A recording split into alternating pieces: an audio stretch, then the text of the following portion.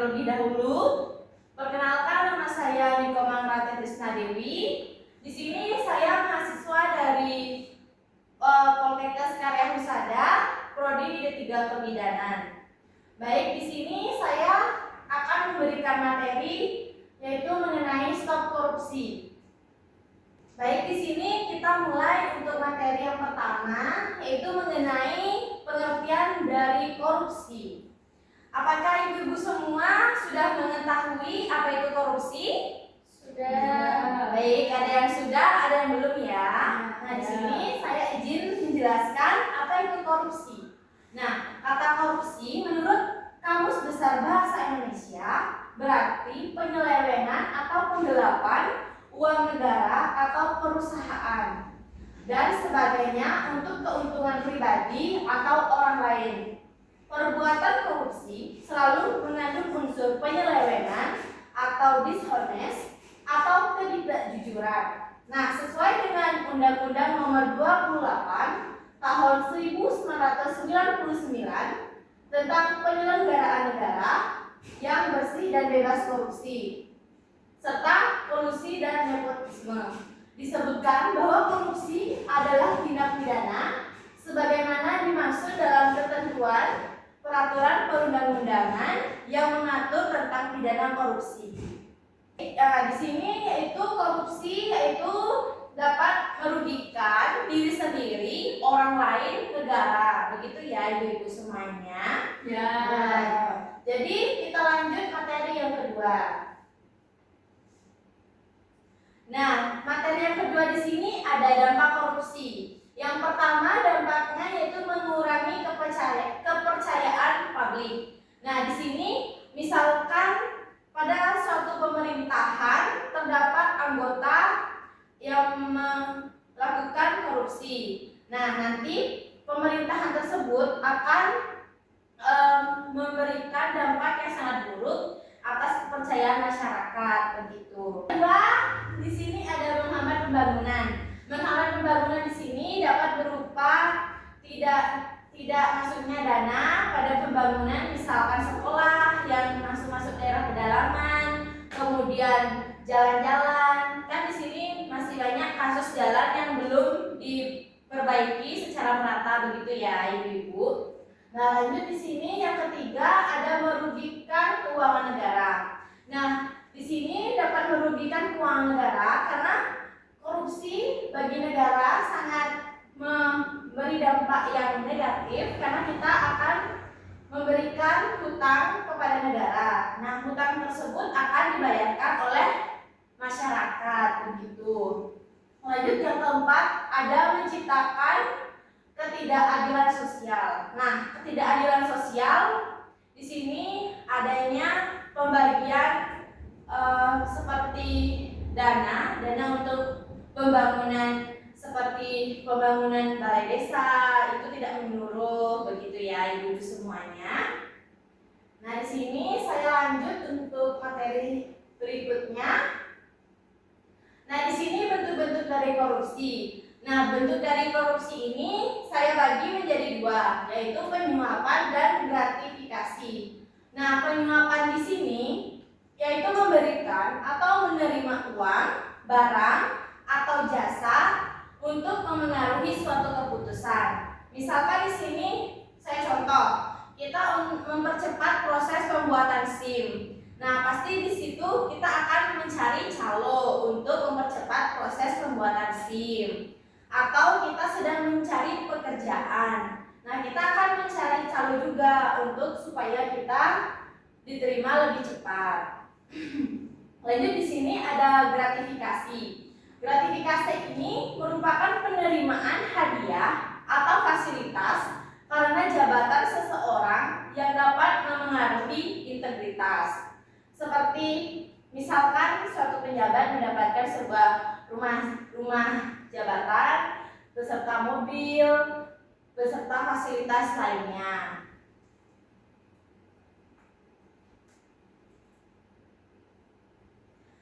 Baik ibu-ibu, ini bisa disimak nilai-nilai anti korupsi. Yang pertama, di sini ada nilai jujur. Jujur di sini sikap lurus hati, tidak curang, dan tulus ikhlas, serta tidak berbohong dalam tindakan maupun perkataan. Yang kedua ada peduli, yang peka terhadap lingkungan sekitar dan tidak membiarkan praktik yang tidak benar. Ini contohnya bisa kita tuh peduli, misalkan kita sudah melihat tanda-tanda bahwa suatu orang tersebut sudah melakukan korupsi, kita bisa mencegahnya atau langsung memberikan nasihat atau melaporkan ke pihak yang berwajib begitu. Lanjut di sini yang ketiga ada mandiri. Mandiri tidak bergantung pada orang lain atau cara instan yang tidak etis. Nah, mandiri di sini kita bisa bekerja sendiri, terus memperoleh pekerjaan sendiri, tidak dibantu dengan calo, memperoleh SIM dengan sendiri, mengikuti tes, begitu. Lanjut nilai yang keempat ada nilai disiplin. Disiplin di sini yaitu taat aturan dan menghargai waktu, bukan hanya saat diawasi. Nah, disiplin di sini yaitu muncul dari diri kita sendiri. Misalkan kita disiplin dalam mengerjakan tugas tepat waktu, yaitu disiplin yaitu datang pada perkuliahan, tidak titip absen begitu. Nah, tanggung jawab di sini berani memikul konsekuensi dan melaksanakan amanah dengan baik. Nah, tanggung jawab di sini juga penting karena setiap tanggung jawab orang yaitu beda-beda. Nah, bisa jadi tanggung jawab kita misalkan ada tugas kelompok, kita memiliki tanggung jawab mengerjakan tugas yang A, sedangkan teman kita mengerjakan tugas yang B, begitu.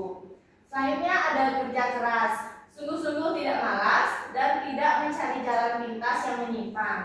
Kerja keras di sini sangat penting demi menciptakan diri sendiri yang tidak malas dan kita juga tidak mencari jalur yang seenaknya saja.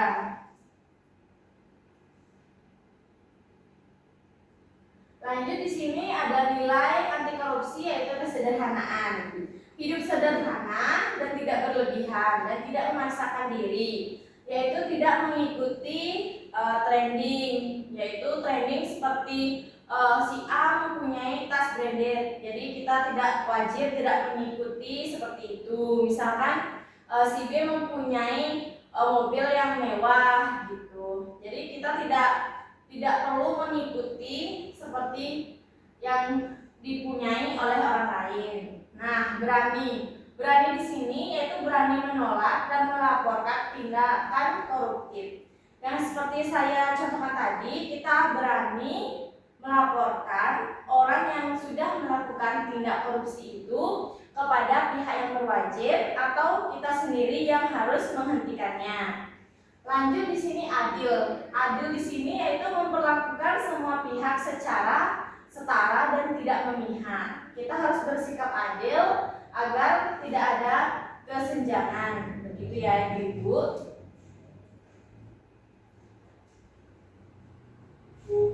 Nah, di sini mengapa harus dihentikan? Karena korupsi tersebut harus dihentikan menghambat kemajuan bangsa dan merugikan masyarakat secara luas. Nah, yang pertama, akibat dari korupsi yaitu menghilangkan kesempatan bagi generasi muda yang ingin maju, begitu. Yang kedua, ada meningkatkan kemiskinan. Kemiskinan pada suatu wilayah, negara, perorangan, atau seluruh masyarakat. Selanjutnya ada merusak moral bangsa.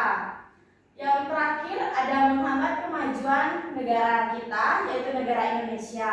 Karena misalkan kita mempunyai hutang kepada negara lain, ya kita harus melunasi hutang tersebut dan juga harus dilunasi secara bersama, yaitu seluruh rakyat Indonesia.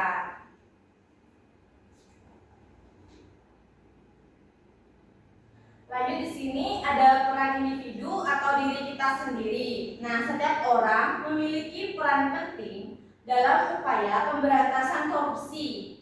Hal ini dapat dimulai dengan langkah sederhana seperti menanamkan kejujuran, menolak suap, dan tidak memberikan gratifikasi. Ini ada yaitu jangan memberi atau menerima suap. Selanjutnya berani melaporkan korupsi, tidak memberi uang tip, jujur dalam pekerjaan. Nah, di sini tidak memberi atau menerima suap seperti yang saya contohkan tadi, tidak memberi suap kepada aparat yang bertugas. Seperti kita ditilang, kita memberikan untuk suap supaya kita dibebaskan, gitu ya.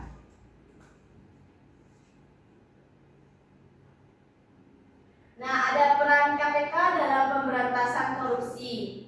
Di sini peran KPK dalam pemberantasan korupsi, peran Komisi Pemberantasan Korupsi atau KPK yang membutuhkan orang-orang yang independen dan mempunyai kredibilitas yang tinggi.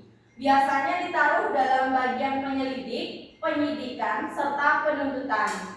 Di dalam lembaga Komisi Pemberantasan Korupsi atau KPK tersebut.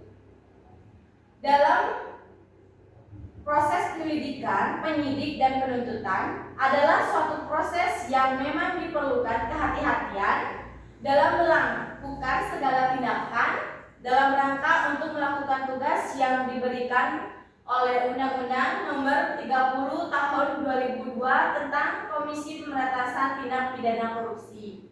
Jadi tugas-tugas KPK itu sudah diatur dalam Undang-Undang Nomor 30 Tahun 2002, yaitu KPK bagian tugasnya yaitu menjadi penyelidik, penyidik, serta penuntutan terhadap orang-orang yang terpidana tindak korupsi. Begitu ya Ibu-ibu? Ya. Di sini ada agenda KPK. Dalam agenda KPK dalam pemberantasan korupsi yaitu ada 5 tugas, yaitu membangun kultur yang mendukung pemberantasan korupsi. Yang kedua ada mendorong pemerintahan melakukan reformasi public sector dengan mewujudkan good governance. Yang ketiga ada membangun kepercayaan masyarakat, yaitu bersama-sama mengajak masyarakat untuk ikut serta dalam pencegahan korupsi ini. Yang keempat ada mewujudkan keberhasilan penindakan terhadap pelaku korupsi besar. Yang kelima ada memacu aparat hukum lain untuk memberantas korupsi. Ya, ini dapat dibantu oleh aparat polisi yang berwenang dalam mencegah terjadinya korupsi.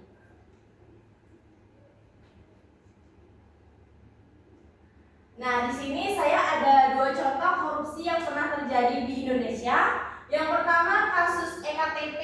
EKTP salah satu kasus paling ikonik yang menyeret mantan ketua DPR, yaitu Setia Novanto. Korupsi pengadaan KTP elektronik ini merugikan negara sekitar 2,3 triliun dan menyebabkan distribusi identitas kependudukan terhambat selama bertahun-tahun. Dan selanjutnya ada kasus Tata Niaga Timah, PT Timah, terbongkar pada tahun 2024. Pada kasus ini mencatat rekor kerugian lingkungan dan finansial sekitar yaitu 300 triliun, melibatkan pesohor dan pengusaha besar dalam kerja sama ilegal, yaitu penambangan timah.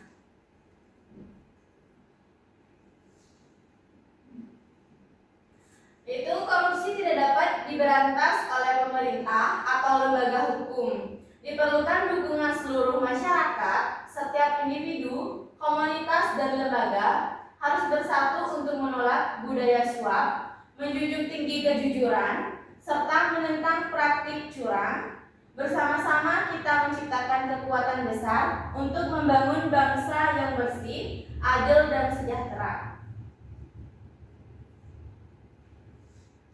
Baik, di sini kita telah sampai pada penghujung acara. Nah, saya sudah selesai untuk penyampaian materi. Apakah ibu-ibu sekalian ada yang ingin ditanyakan? Saya ada. Baik, sebelumnya dengan Ibu siapa? Dita. Baik, dengan Ibu Dita. Baik, bisa silakan pertanyaannya. Di sini saya ingin tanya mengapa budaya titip absen di lingkungan kampus dianggap bibit korupsi? Baik, ada yang ingin bertanya lagi? Saya. Baik, dengan Ibu siapa?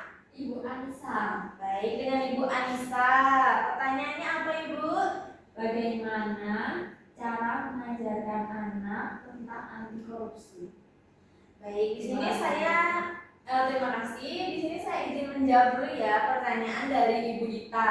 Nah, di sini pertanyaan dari Ibu Dita yaitu kenapa budaya titip absen di lingkungan kampus dianggap bibit korupsi? Izin menjawab ya pertanyaan dari Ibu Dita.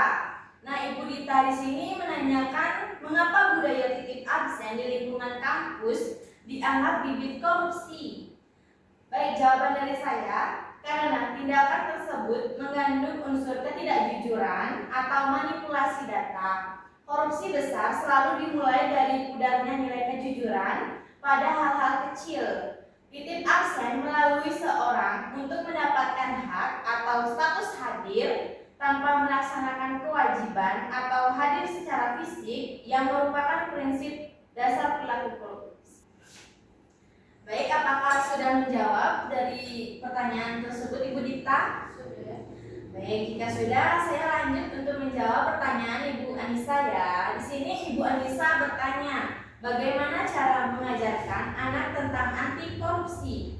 Yang pertama, ada memberikan contoh perilaku jujur dan transparan. Misalkan anak tersebut sudah mengambil apa yang kita tidak boleh bilang. Misalkan tidak boleh mengambil permen, tapi anak tersebut sudah mengambil permen, itu kita bisa mendalami, bertanya begitu, apakah anak tersebut mau jujur atau tidak. Selanjutnya ada mengajarkan anak tentang pentingnya kejujuran, yaitu seperti saya contohkan tadi, itu juga bisa diterapkan pada lingkungan sekitar anak. Itu misalkan anaknya habis main ke tempatnya ibu si A, kemudian dia tiba-tiba membawa mainan, itu kita bisa tanya juga, nah apakah dia memperoleh mainan dari rumah tersebut atau bagaimana, begitu, untuk mengetes kejujuran dari anak tersebut. Selanjutnya ada mengajak anak untuk berperan aktif dalam mengelola keuangan. Kita mengajarkan anak kita sejak dini untuk menabung, begitu ya, untuk menyisihkan uang jajan atau uang yang diberikan oleh nenek kakeknya atau kita sendiri, begitu ya Ibu. Baik Bu, terima kasih. Baik, selanjutnya di sini apakah ada yang ingin bertanya lagi? Saya. Baik, dengan Ibu siapa ya Bu? Baik, perkenalkan saya Iska. Baik, dengan Ibu Sika. Di sini pertanyaannya apa ya Bu ya? Bagaimana cara mencegah korupsi di lingkungan keluarga dan apa sih dampaknya? Oh, baik. Jadi di sini pertanyaan Ibu yaitu bagaimana cara mencegah korupsi pada lingkungan keluarga dan dampaknya bagi keluarga tersebut. Nah, di sini yang pertama kita bisa untuk meningkatkan kesadaran tentang pentingnya integritas, yaitu pentingnya menjaga keuangan keluarga. Tidak boleh memakai uang keluarga dengan uang pribadi secara bersamaan, itu nanti tidak bisa kita mengelola keuangan. Nah, yang kedua, membuat anggaran keluarga yang jelas dan terbuka. Misalkan anggaran untuk biaya listrik sekian, biaya untuk ke dapur sekian, untuk perlengkapan sekolah sekian, begitu ya Bu ya. Yang selanjutnya ada mengajak anggota keluarga keseluruhan untuk berperan aktif dalam mengelola keuangan, begitu. Nah, dampaknya yaitu kerusakan hubungan keluarga. Misalkan ada dari salah satu keluarga kita yang berlaku curang, begitu. Misalkan penggelapan dana arisan yang sering terjadi, begitu ya Ibu-ibu. Yang kedua ada kehilangan kepercayaan antar anggota keluarga. Nah, di sana bisa memecah jalinan hubungan keluarga nanti. Yang ketiga ada masalah keuangan yang berkepanjangan. Baik Ibu Isika, apakah sudah menjawab? Ya. Sudah. Jadi untuk presentasi saya pagi hari ini saya cukupkan ya Ibu-ibu, karena di sini sudah lama sekali ya saya presentasinya dan saya harap Ibu-ibu tidak bosan mendengarkan penjelasan dari saya. Apabila ada salah kata, saya mohon maaf yang sebesar-besarnya. Sekian dan terima kasih.